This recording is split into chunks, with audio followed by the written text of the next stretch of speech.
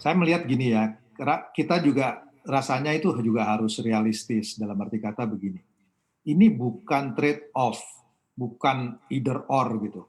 PSBB lupakan ekonomi, ekonomi lupakan PSBB gitu.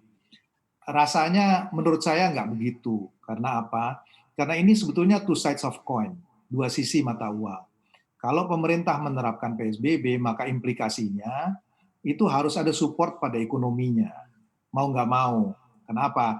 Kalau misalnya PSBB diberlakukan, orang itu harus tinggal di rumah, ini berbeda dengan soal krisis di mana gara-gara krisis orang kehilangan pekerjaan. Dalam PSBB itu you are being paid to stay at home. Kita dibayar supaya tinggal di rumah. Nah, ini akan sangat tergantung kepada resources pemerintah, cukup atau enggak. Kalau misalnya resources pemerintahnya cukup, maka bentuk dari PSBB-nya itu akan bisa menjadi yang paling paling apa namanya paling ekstrim gitu. Itu yang dilakukan di beberapa negara yang resources-nya cukup.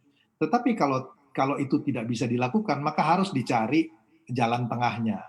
Nah, karena itu saya melihatnya begini, ya, dengan PSBB ini nggak bisa nggak, karena getting apa namanya, getting outbreak under control itu should be the top priority, ya. Bahwa pandeminya harus diatasi itu harus menjadi prioritas utama. Kita lihat aja pressure di financial sector itu awal Januari financial sector kita relatif oke kok, ya. Gara-gara terjadi COVID ini kemudian stok rupiah jatuh. Jadi sampai dengan pandemi ini selesai, rupiah dan stok itu nggak akan balik. Jadi karena itu pemerintah harus fokus ke sana.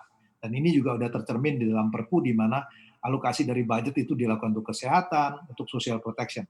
Implikasi dari kebijakan itu adalah social protection harus diberikan. Nah, di dalam konteks ini saya ingin mengatakan kan tiga hal. Health, social protection, kemudian perusahaan. Jadi support kepada perusahaan itu juga harus diberikan. Apa itu? Itu lifeline.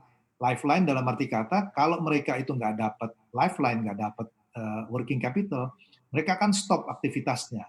Kalau mereka akan stop aktivitasnya, maka kemudian yang terjadi adalah dia akan memberhentikan orang atau PHK.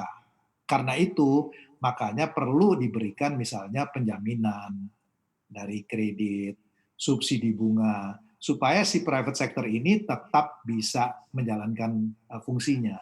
Kalau itu nggak diberikan, maka kemudian real sektornya akan kena. Mhm.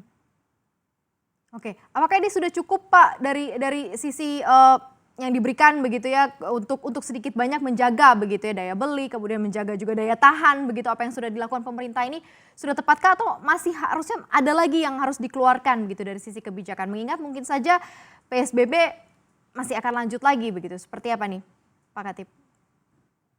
Tentu kita harus melihatnya dinamis. Satu yang menurut saya penting dan harus diadres itu adalah kelompok menengah bawah, ya, lower middle income group. Kenapa? Karena bentuk dari perlindungan sosial selama ini kan basisnya adalah kelompok miskin, basisnya aset. Jadi orang misalnya rumahnya kecil, lantainya tanah, dia eligible untuk dapat yang namanya PLT atau PKH. Tetapi bagaimana dengan orang misalnya yang sebulan lalu itu masih kerja, pendapatannya di atas 3 juta, 4 juta. Sekarang dia kehilangan kerjaan. Kemudian dalam waktu 6 bulan dia nggak ada income. Maka dia akan jatuh ke dalam kemiskinan, dia juga nggak ada income. Maka dari situ, makanya saya mengatakan perlu support untuk lower middle income group. Jadi saya bisa bayangkan misalnya kalau angkanya World Bank ya, itu ada 115 juta aspiring middle class.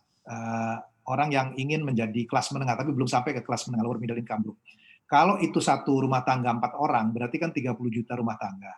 Kalau mereka diberikan 1 juta, karena dia kelas lower middle income, itu kan dibutuhkan mungkin 30 triliun sebulan. Kalau 3 bulan itu dibutuhkan dana minta sekitar 90 triliun. Nah ini yang harus dicarikan sumbernya.